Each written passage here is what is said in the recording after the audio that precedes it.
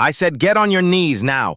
I'm not doing anything wrong, officer. Don't you dare talk back to me. The confrontation explodes in seconds. Officer Bradley Matthews, a white cop with 12 years on the force, towers over a black woman in expensive running gear at Riverside Park. His hand rests on his weapon while she stands her ground, calm but defiant. You think because you live in this fancy neighborhood you can disrespect the police? I live here. I have every right to be here. We'll see about that. On your knees, hands behind your head. She slowly complies, kneeling on the grass as shocked families watch. Children stop playing. Joggers freeze mid-stride. Phone cameras start recording what looks like another case of police targeting a black woman for simply existing in an affluent area. But something in her eyes suggests this isn't what it appears to be. While Matthews savors his moment of power, the woman's expression holds a secret that will soon turn this entire situation upside down. Have you ever watched someone underestimate their opponent so completely that it destroyed their entire world? 3 months earlier, FBI Director Camille Washington sat in her secure conference room, studying a thick file marked Operation Clean Sweep Officer Bradley Matthews. Photographs, financial records, and witness statements cover the table like pieces of a complex puzzle. Matthews thinks he's untouchable, Camille tells her investigation team. Drug money, evidence tampering, witness intimidation, but he has one critical weakness. His ego makes him predictable. Deputy Director Carter leans forward, concern etched on her face. Director, this is unprecedented. You're talking about putting yourself directly in harm's way. Camille's response is measured but firm. Men like Matthews only see what they expect to see. A black woman in their territory becomes an automatic target. The evidence board reveals the scope of Matthews' corruption. 17 excessive force complaints, all involving people of color. Photos show him collecting envelopes of cash from known drug dealers. Bank records trace luxury purchases far beyond a police salary. But every previous investigation has been blocked by a network of corrupt officials protecting him. He has a pattern, FBI analyst Sarah Kim explains, pointing to a map dotted with red pins. Morning joggers in affluent neighborhoods, black women especially. He uses suspicious person calls to justify harassment, then escalates until he can make arrests. Camille studies the psychological profile. Classic authoritarian personality with racial bias. He needs to feel superior to put people in their place. That compulsion will be his downfall. The plan is audacious in its simplicity. Camille will move into Matthews' patrol area, establish a jogging routine, and wait for him to target her. Hidden surveillance teams will document everything while she gathers evidence of his criminal enterprise from the inside. The risk is enormous, Carter warns. If he discovers your identity before we have enough evidence, he won't, Camille interrupts. Racism makes people blind to possibilities outside their prejudices. Meanwhile, across town, Officer Bradley Matthews collects his weekly $5,000 payment from drug dealer Rico Vega.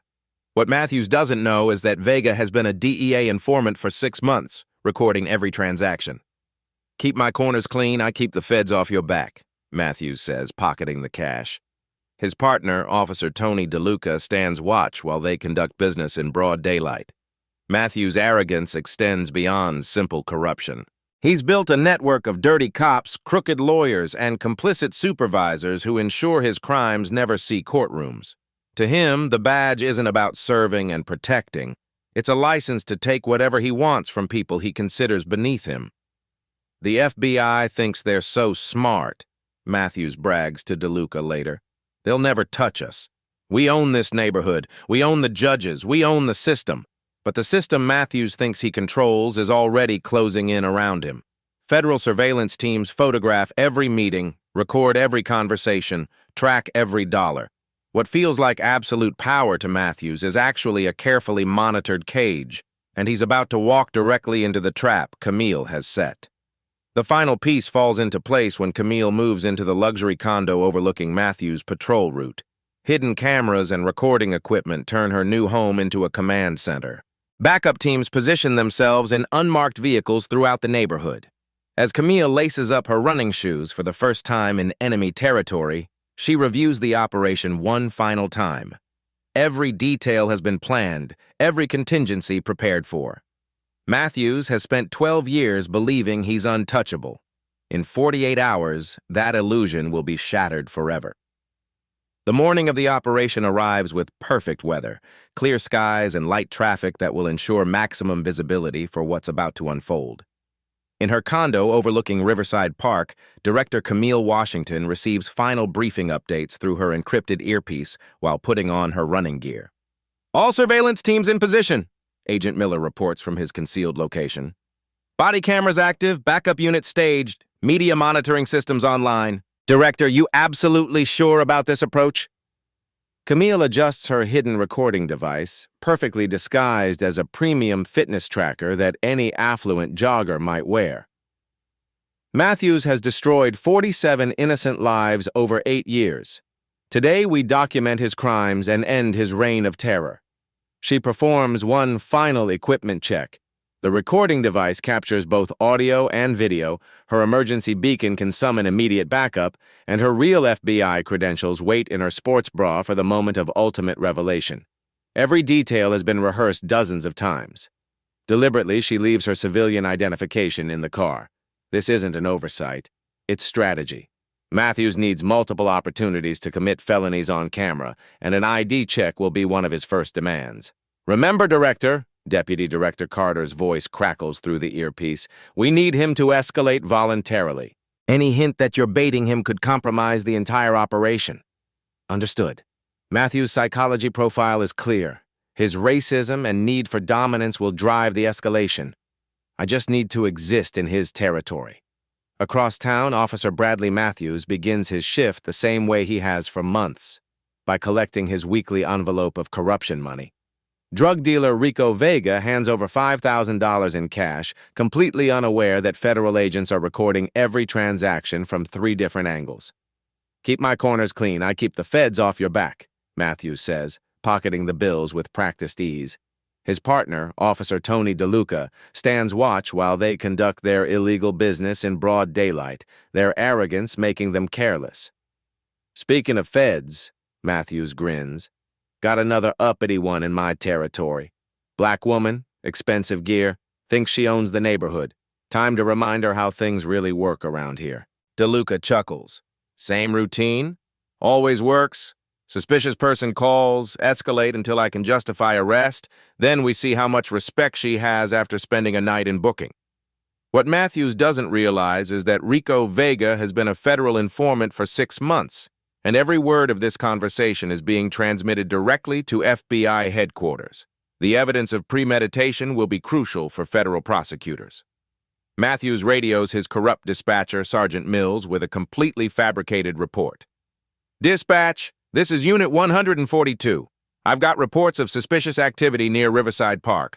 Female black subject, approximately 30 to 40 years old, acting nervous around the playground area, possible drug activity or casing for theft." "Copy that. 142. Handle as you see fit," Mills responds, already typing the false report that will later be used to justify whatever illegal actions Matthews takes. Mills has been covering for Matthews for 3 years, altering reports and burying complaints. The trap is perfectly baited. Matthews drives toward Riverside Park like a predator stalking prey, completely unaware that every movement is being tracked by federal surveillance teams positioned throughout the neighborhood. Hidden cameras in trees, agents disguised as maintenance workers, and undercover operatives posing as other joggers create an invisible web of documentation. Meanwhile, Camille begins her final jog as bait. She stretches near the playground equipment, her routine innocent and completely normal. Over the past 3 weeks, she's carefully built relationships in the community. Local children wave to her, parents nod in recognition, and regular joggers include her in their morning greetings. "Good morning, Miss Cammy," calls 8-year-old Marcus, riding his bike with training wheels while his mother watches nearby. "Morning, Marcus." "Be careful on those turns," Camille responds warmly. The child has no idea he's about to witness a moment that will change everything. At exactly 8:47 a.m., Matthews' patrol car enters the park perimeter. FBI surveillance teams confirm his approach through encrypted communications. Target vehicle approaching from the east entrance. All units maintain positions and document everything. Camille activates her hidden recording system with a subtle gesture disguised as checking her fitness tracker. From this moment forward, every word and action will be preserved as federal evidence. Excuse me, miss. Matthews exits his cruiser with deliberate intimidation, his hand already resting on his weapon despite no indication of threat. I need to speak with you. Good morning, officer. How can I help you? Camille's response is perfectly polite and professional. The educated tone and confident posture immediately trigger Matthew's worst instincts, exactly as the psychological profile predicted. We've had reports of suspicious activity in this area. What exactly are you doing here? I live in the neighborhood, officer. Just finishing my morning run like I do every day. Matthew's eyes scan her expensive athletic gear. Premium running shoes, high-end fitness wear, professional-grade smartwatch. His racial prejudice translates this evidence of affluence into suspicion rather than acceptance. This is a pretty upscale area, he says, his tone loaded with implication. Are you sure you actually belong here? The racist assumption hangs in the morning air like a toxic cloud. Several bystanders slow their morning routines, sensing the ugly tension building in what should be a peaceful park setting. I pay my taxes here just like everyone else, officer. Don't get smart with me, lady. I'm trying to be nice, but your attitude is making this difficult. Nearby, a jogger stops stretching and moves closer, her phone camera already recording. A mother pushing a stroller changes direction to position herself as a witness. Children on the playground equipment pause their games, sensing adult conflict they don't understand. I'm not trying to be difficult, officer. I'm just explaining that I live here. We'll see about that. I'm going to need to see some identification. Now. Of course, it's in my car, just over there. When Camille gestures toward her vehicle and takes a step in that direction, Matthews explodes with manufactured rage. Did I tell you to move? I said stay right where you are. This is the escalation point FBI psychologists predicted. Matthews needs to establish dominance, to force submission, to make his target feel powerless. But he's chosen the wrong target. Sir, I was just going to get my ID like you asked. You were attempting to flee the scene. That's resisting arrest. I wasn't running anywhere. I was walking to my car. Turn around and place your hands behind your back. Now. The moment every black person knows arrives. The impossible choice between compliance and resistance, between survival and dignity. Camille chooses the path that serves justice, even knowing it means enduring public humiliation. Officer, I really haven't done anything wrong. You're resisting a lawful order, and that's a crime in this city. Matthews roughly grabs her arms, forcing handcuffs on despite her complete cooperation.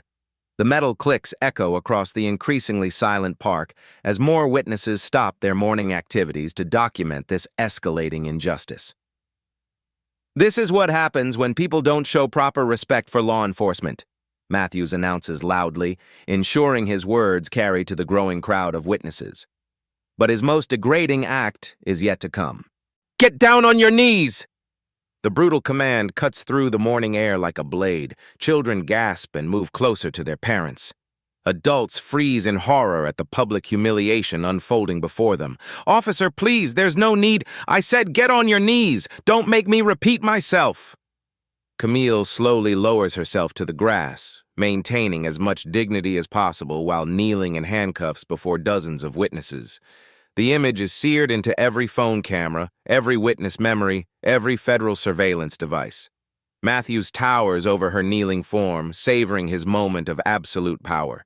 He has no idea that the woman forced into this degrading position is the director of the Federal Bureau of Investigation, or that this moment of apparent triumph is actually documenting his complete destruction.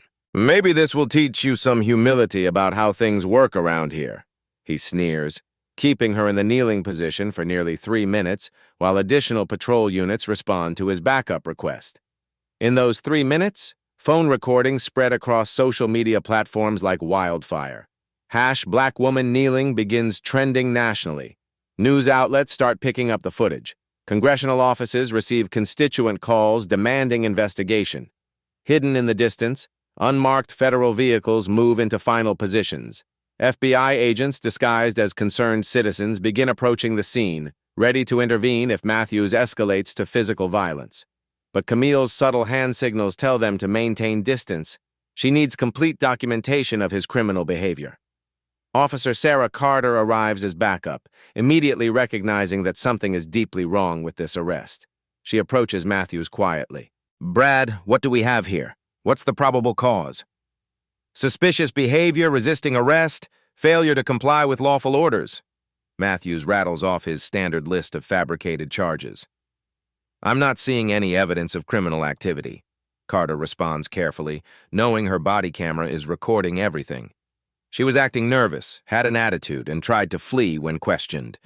Chen looks at the kneeling woman, noting her expensive athletic gear, her calm demeanor, the complete absence of any threatening behavior. This arrest violates every constitutional principle and department policy she's ever learned. As the situation continues, Matthews makes his final fatal mistake. While keeping Camille kneeling, he quietly plants a small baggie of white powder near her water bottle, thinking no cameras can see his movements. Well, what do we have here? He announces, holding up the planted evidence for everyone to see. But federal surveillance cameras capture every frame of the evidence planting.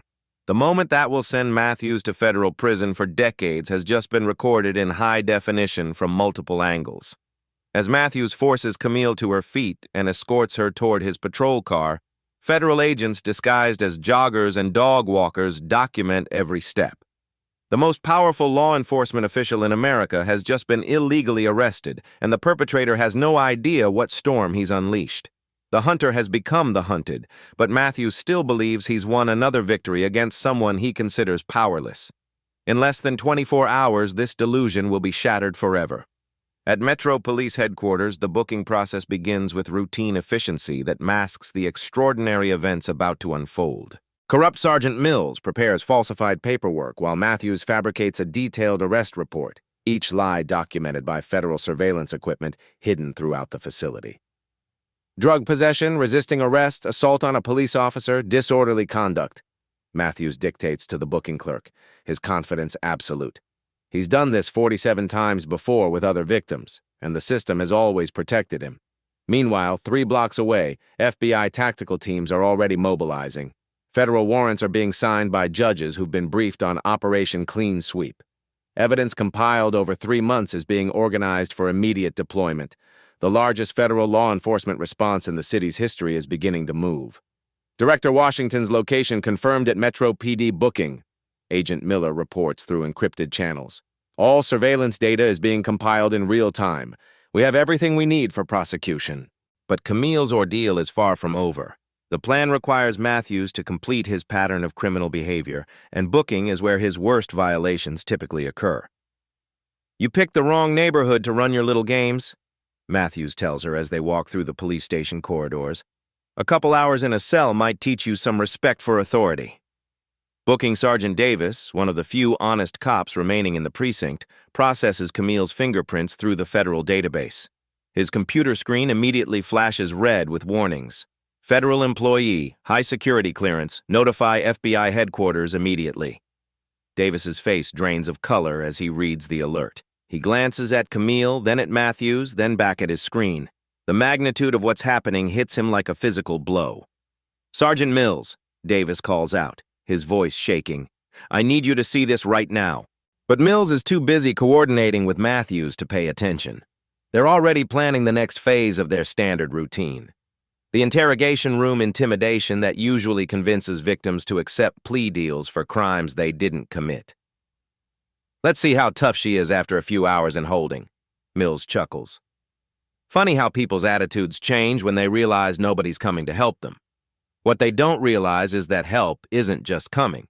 It's already surrounding the building. Federal agents have quietly positioned themselves at every entrance and exit. Surveillance vans are monitoring all communications.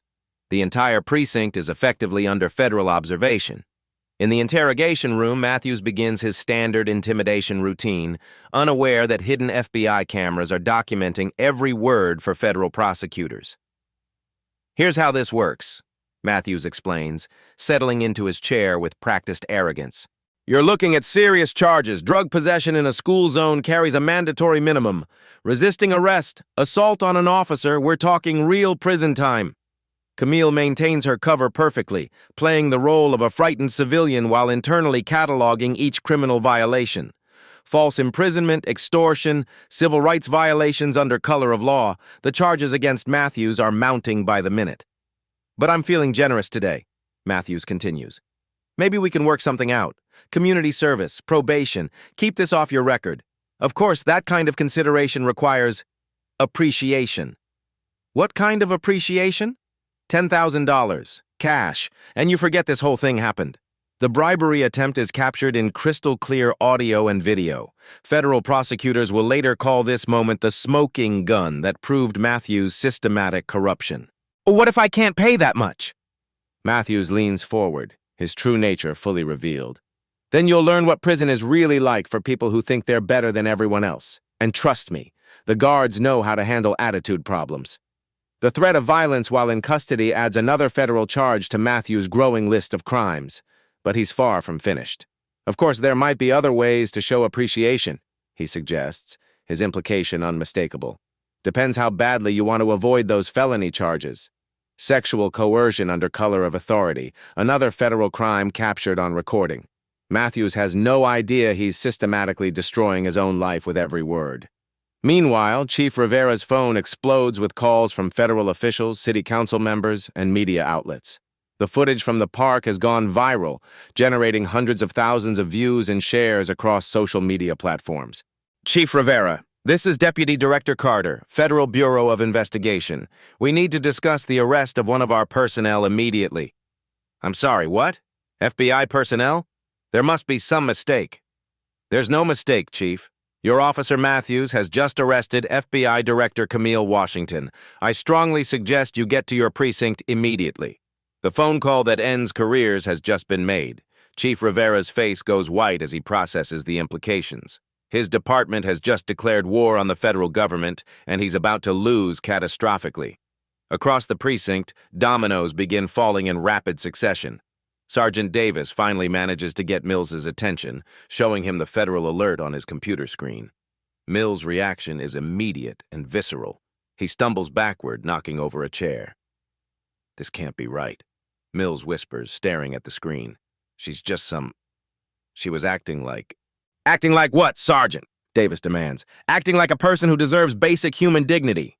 The racist assumptions that drove Matthews' actions are now being exposed throughout the department. Every officer who supported the arrest, every supervisor who didn't question the obvious constitutional violations, every dispatcher who processed false reports, they're all about to face federal investigation. Officer Carter, who witnessed the arrest and tried to de-escalate, approaches Matthews in the hallway. Brad, we need to talk right now. Not now, Carter. I'm busy teaching someone a lesson about respect.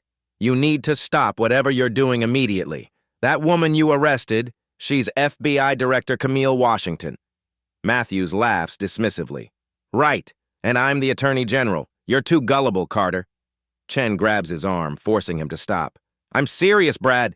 Check the computer, check her fingerprints, check anything. You've just arrested the head of the Federal Bureau of Investigation. For the first time since the arrest began, doubt creeps into Matthews' expression. He follows Carter to the booking computer where Sergeant Davis shows him the federal alert that's been flashing for 20 minutes. Matthews stares at the screen, his confidence evaporating as reality crashes down around him. The photograph matches perfectly. The woman he forced to kneel, the woman he handcuffed and humiliated, the woman he just threatened and attempted to extort. His legs give out. He grabs the desk for support as the full magnitude of his situation becomes clear. He hasn't just committed a crime.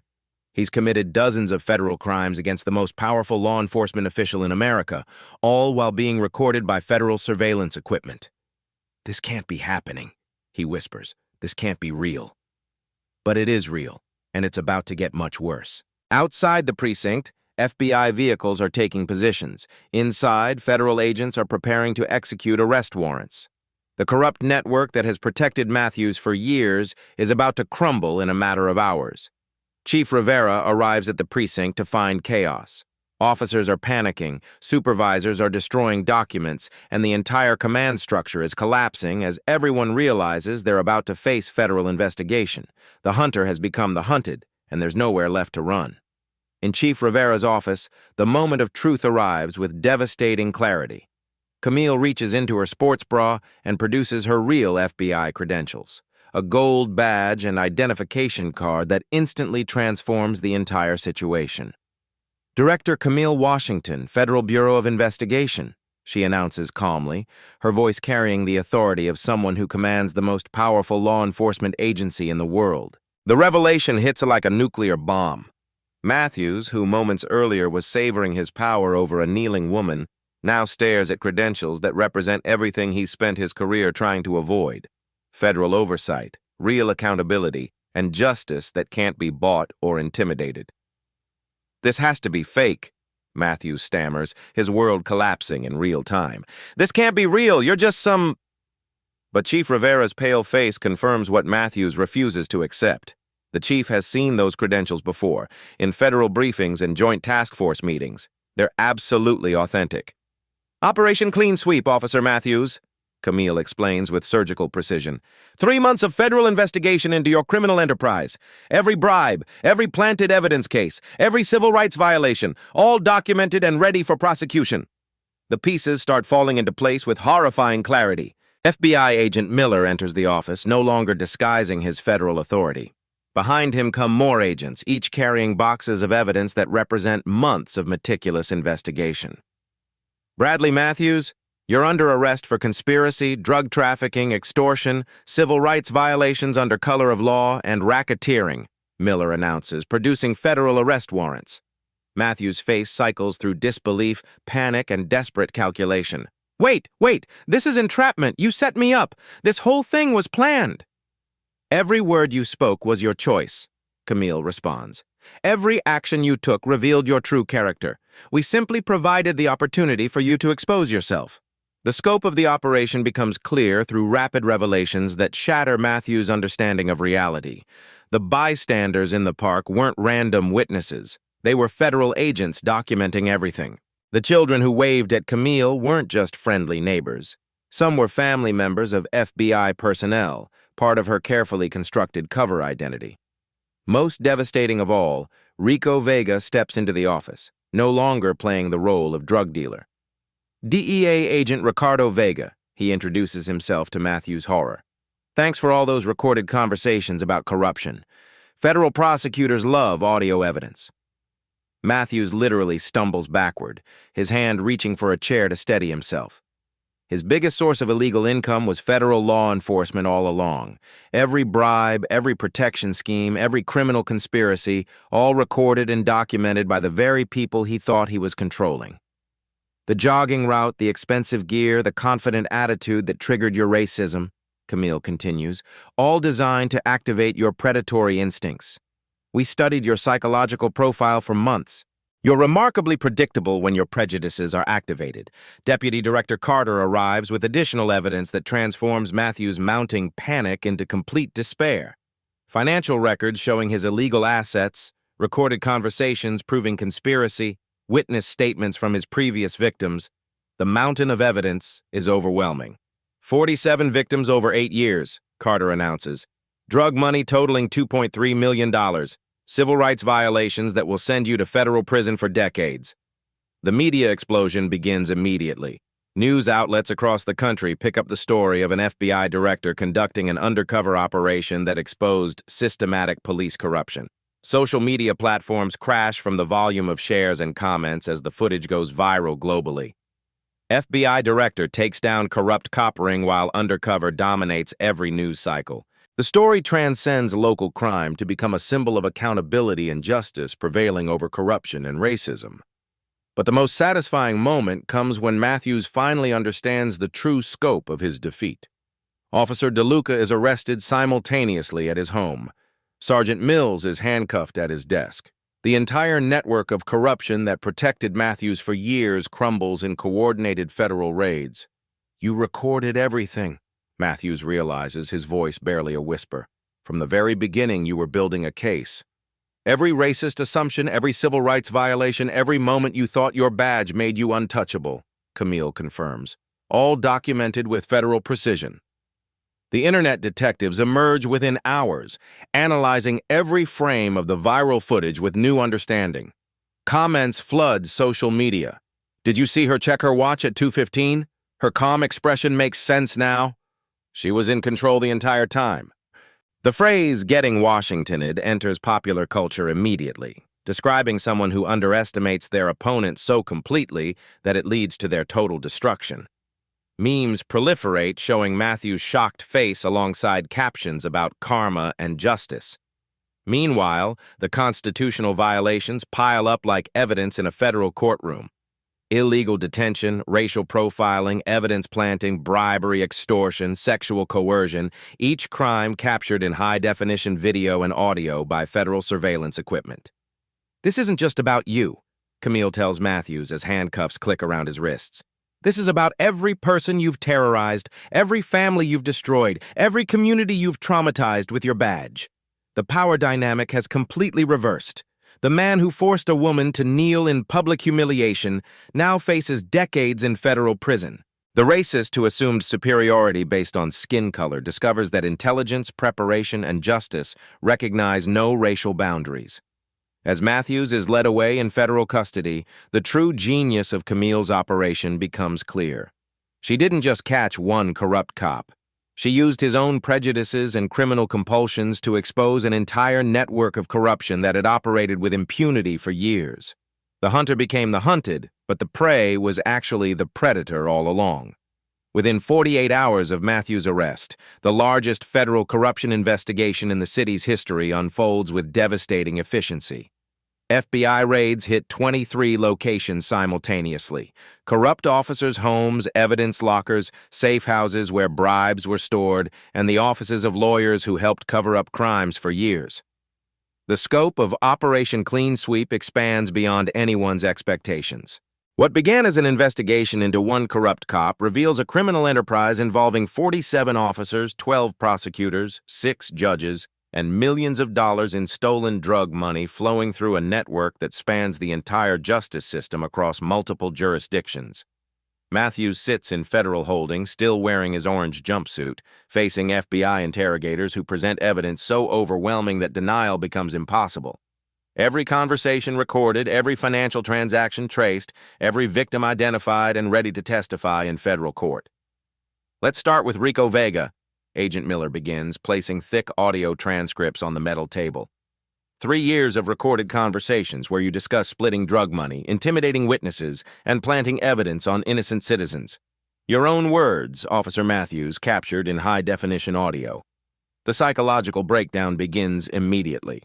Matthews, who spent years believing himself untouchable due to his badge and connections, discovers that federal agents documented conversations he'd completely forgotten having. Phone taps, hidden microphones, surveillance footage from locations he thought were secure. Every criminal act preserved for prosecution. "We have your bank records showing deposits that exactly match your bribery schedule," Agent Carter continues, spreading financial documents across the table.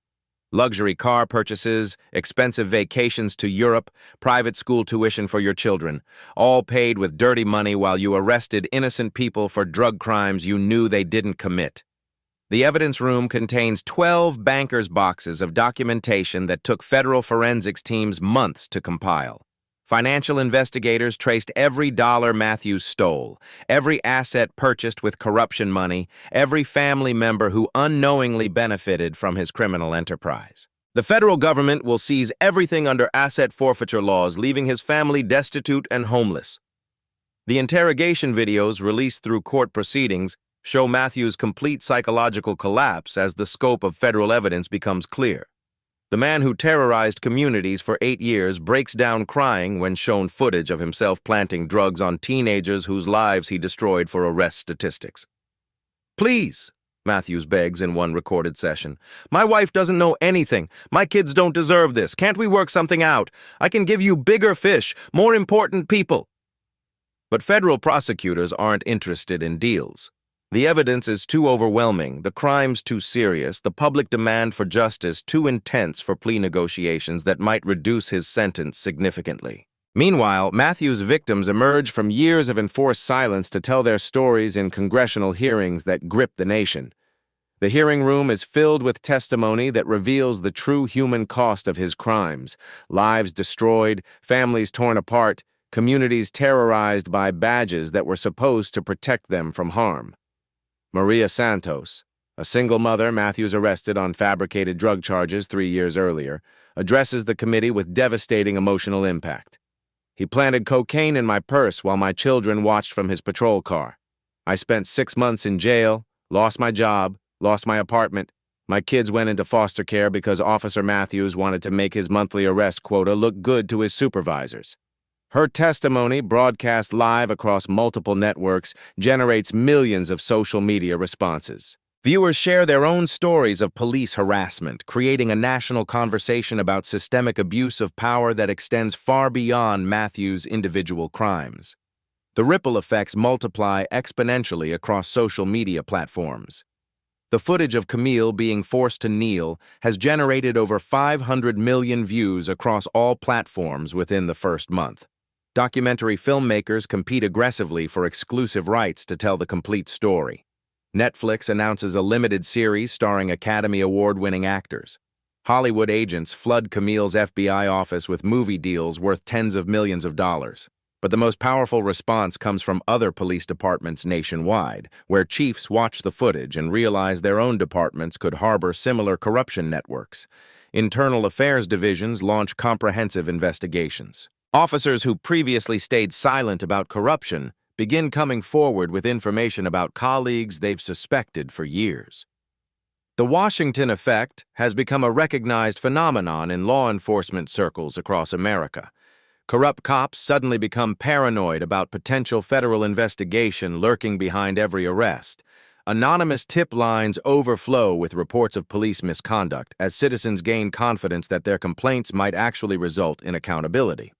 The mere possibility that any arrest could involve undercover federal agents creates systemic behavioral change through fear of consequences. The psychological impact on police culture proves profound and lasting. Training academies begin using the footage as mandatory viewing for recruits. The question, could this be an FBI director, becomes a standard consideration in use of force training. Racist assumptions that previously operated unchallenged are now recognized as career-ending liabilities. Matthews' interrogation continues for days as federal prosecutors methodically build their case with scientific precision. His high-priced defense lawyer attempts plea negotiations repeatedly, but the evidence is too overwhelming and the federal charges too serious for any significant sentence reduction. 23 separate federal charges, Prosecutor Sarah Kim explains during a recorded plea conference: civil rights violations under color of law, conspiracy to distribute narcotics, extortion, bribery, evidence tampering, witness intimidation, money laundering. We're looking at mandatory minimum sentences that exceed your natural lifespan, Officer Matthews. The community response transforms Riverside Park into a powerful symbol of justice and resistance that attracts visitors from around the world. Peaceful demonstrations draw thousands of supporters carrying signs reading, "Justice for Director Washington" and "End Police Terror." The memorial bench where Camille used to pause during her morning runs becomes a pilgrimage site where people leave flowers, personal stories, and drawings from children thanking her for making them feel safe in their own neighborhoods. International media coverage elevates the story beyond American borders, with foreign journalists interviewing experts about systemic racism in American policing. The footage plays in police academies worldwide as a cautionary example of how prejudice and corruption ultimately defeat themselves when confronted with superior intelligence and federal authority. Congressional hearings draw compelling testimony from law enforcement experts, civil rights leaders, constitutional scholars, and former police officers who've witnessed corruption firsthand. The evidence presented leads to bipartisan legislation requiring enhanced federal oversight of police departments with documented patterns of civil rights violations. The Washington Act passes both houses of Congress with overwhelming bipartisan support, mandating FBI monitoring of local police forces and creating severe federal penalties for departments that systematically cover up officer misconduct. Camille's strategic sacrifice of her own dignity creates lasting institutional change that will protect future generations from police abuse. The psychological profiles of Matthews and his co-conspirators revealed disturbing patterns that extend far beyond individual racism into systemic cultural problems. FBI behavioral analysts identified deficiencies in police training, hiring practices, and accountability structures that enable corruption networks to flourish for years without detection or consequence. Matthews' former victims organize powerful support groups and advocacy organizations that become influential voices in policy reform. Their collective testimony becomes powerful enough to influence legislative decisions, elect reform-minded officials, and educate communities about recognizing and reporting police misconduct through proper channels that can't be suppressed by local corruption. Technology companies develop innovative new tools for documenting police encounters, directly inspired by the sophisticated surveillance equipment successfully used in Operation Clean Sweep. Enhanced body camera systems, civilian recording applications, and real-time federal monitoring networks emerge from careful study of the case's technical aspects. The financial investigation reveals corruption reaching levels that shock even experienced federal investigators who've handled major organized crime cases. Matthews and his criminal network stole over $12 million from drug seizures, evidence lockers, and community programs specifically meant to help the neighborhoods they were supposed to protect and serve. Asset forfeiture proceedings begin immediately against all network members. Matthews' house, luxury cars, boats, investment accounts, and even his children's college education funds are seized as proceeds of criminal enterprise. The message to other potentially corrupt officers nationwide is unmistakable. Crime doesn't pay, and federal agents will methodically recover every stolen dollar while destroying the lives of those who betray their oath. The hunter became the hunted, but the real victory belongs to every community that will be safer because justice finally prevailed over corruption and prejudice. The federal courthouse steps are packed with media and supporters as Officer Bradley Matthews faces his final day of judgment. After months of overwhelming evidence, the moment of ultimate accountability has arrived. Inside the courtroom, Matthews sits in orange prison clothing, his police career forever ended. The man who once commanded through fear now appears diminished, his arrogance replaced by hollow understanding of consequences. Judge Patricia Morrison, a respected federal jurist, presides over proceedings broadcast live nationwide. The packed courtroom includes Matthews' victims, FBI officials, and journalists documenting this historic moment of police accountability. Mr. Matthews, Judge Morrison begins, you have pled guilty to 23 federal charges, including civil rights violations, conspiracy, extortion, and racketeering.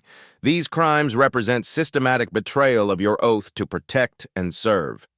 The guilty plea came after defense attorneys realized fighting the evidence would only worsen sentences. Recorded conversations, financial documents, and surveillance footage created an unbeatable prosecution case. Victim impact statements begin with devastating power. Maria Santos approaches the podium, her voice strong despite trauma Matthews inflicted 3 years earlier. Your Honor, Officer Matthews planted drugs in my car while my children watched. I lost my job, my home, my children went to foster care. Today proves justice is possible for people like me. 12 other victims follow with similar testimonies. Lives shattered by false arrests, families destroyed by planted evidence, communities terrorized by corrupt badges. Each story adds weight to federal sentencing guidelines. Director Camille Washington takes the stand in her formal FBI uniform, commanding complete courtroom attention. Your Honor, I didn't seek personal vengeance with Operation Clean Sweep. I sought justice for every person lacking privilege to hold corrupt officers accountable. My brief humiliation served a greater purpose, proving no one is above the law.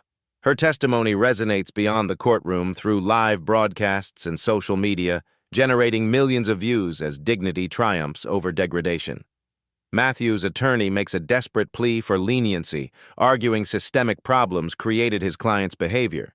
But Judge Morrison's response reflects the severity of constitutional crimes.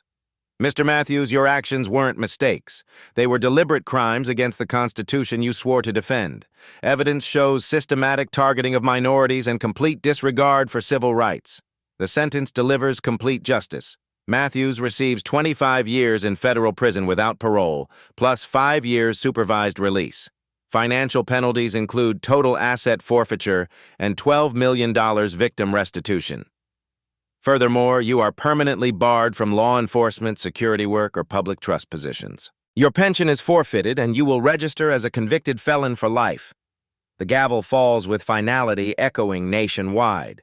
Social media explodes as #justice served trends globally. Footage of Matthews in shackles becomes iconic imagery of accountability prevailing over corruption. Individual justice represents only part of systemic change Operation Clean Sweep initiated. The Washington Act establishes federal oversight of police departments with civil rights violations, mandatory bias training, and civilian oversight boards with real authority. Matthews' co-conspirators face coordinated justice. Officer DeLuca gets 18 years, Sergeant Mills 15 years. The network that protected corruption for years crumbles completely under federal prosecution. Financial restitution provides meaningful compensation to destroyed lives. Families receive funds for legal expenses, lost wages, counseling, and educational opportunities denied during false imprisonment. The cultural impact transforms American understanding of power dynamics. Getting Washingtoned enters permanent vocabulary, describing how prejudice blinds people to opponents' true capabilities. Matthews begins his sentence at maximum security federal prison, where former victims' families find peace knowing he can never again terrorize innocent people. But the greatest consequence emerges in communities where children no longer fear police. Riverside Park becomes a symbol where families gather without anxiety about harassment or false arrest. The case becomes a required curriculum in law enforcement academies worldwide, demonstrating how corruption defeats itself when confronted with intelligence and accountability.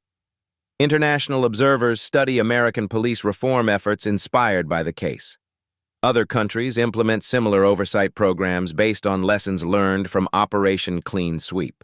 The legacy belongs not to Matthews' downfall, but to every community made safer by proof that justice can prevail when good people refuse to accept injustice as inevitable reality. 1 year later, Riverside Park buzzes with the same morning energy, but everything has changed. Families jog together without fear. Children play freely while their parents chat with police officers who now patrol with genuine community partnership rather than predatory surveillance. Director Camille Washington returns to her familiar jogging route, but the experience feels transformed. Officers nod respectfully as she passes. Community members wave warmly, their gestures carrying gratitude that extends far beyond simple recognition. The memorial bench has been replaced with a beautiful monument featuring scales of justice and an inscription, "Where courage confronted corruption, dignity defeated prejudice, and one person's sacrifice created lasting change for all." The measurable impact speaks volumes about systemic transformation. Police misconduct complaints have dropped 89% citywide. The Washington Institute, Camille's new foundation, has trained over 2,000 undercover investigators across 47 states. Operation Clean Sweep methodology is being implemented in departments nationwide. Matthews serves his federal sentence at a maximum security facility, his story now taught in police academies as a cautionary tale about how prejudice and corruption inevitably lead to destruction. His former victims have rebuilt their lives with restitution funds and found healing through advocacy work that prevents others from suffering similar injustice. The viral footage continues generating social change 18 months later. Documentary films, educational programs, and university courses use the case to teach about constitutional rights, systemic racism, and the power of strategic intelligence over brute force. International impact has been equally profound. Police reform movements in 12 countries cite the Washington case as proof that accountability is possible when good people refuse to accept corruption as inevitable. The footage plays in human rights training sessions worldwide. Technology improvements inspired by the operation now protect millions of citizens. Enhanced body cameras, civilian recording apps, and real-time federal monitoring systems create transparency that makes future corruption significantly more difficult to hide. But perhaps the most meaningful change appears in the faces of children who now see police officers as protectors rather than threats. The playground where kids once watched Camille being humiliated now hosts community events where officers and families build positive relationships. The Washington effect has become more than a cultural phenomenon. It represents a fundamental shift in how Americans think about power, accountability, and the possibility of justice prevailing over corruption when ordinary people take extraordinary action. The ripple effects continue expanding through social media, where the story has been shared over 500 million times across all platforms. Comment sections overflow with personal stories of police encounters, creating national conversations about reform that extend far beyond Matthew's individual crimes. Congressional legislation inspired by the case continues evolving. The Washington Act has been strengthened twice with bipartisan support, creating stronger federal oversight and more severe penalties for departments that cover up misconduct. As Camille completes her morning run, she pauses at the Justice Monument where fresh flowers appear daily, tributes from community members whose lives were changed by her courage to endure humiliation in service of a greater cause. Her phone buzzes with a text message. New target identified. Operation Garden Path is approved for implementation. She smiles, knowing that somewhere in America, another corrupt officer is about to discover that appearances can be deceiving and justice never sleeps. The case proves that change is possible when intelligent people refuse to accept injustice. It demonstrates that courage doesn't always look heroic. Sometimes it looks like someone quietly kneeling in a park while gathering evidence that will transform an entire system. What would you do if you witnessed injustice that seemed too powerful to challenge? How can each of us contribute to accountability in our own communities? Share your thoughts about creating change through intelligence, courage, and strategic action. Remember that every person deserves dignity, respect, and equal treatment under the law. That's not just an ideal.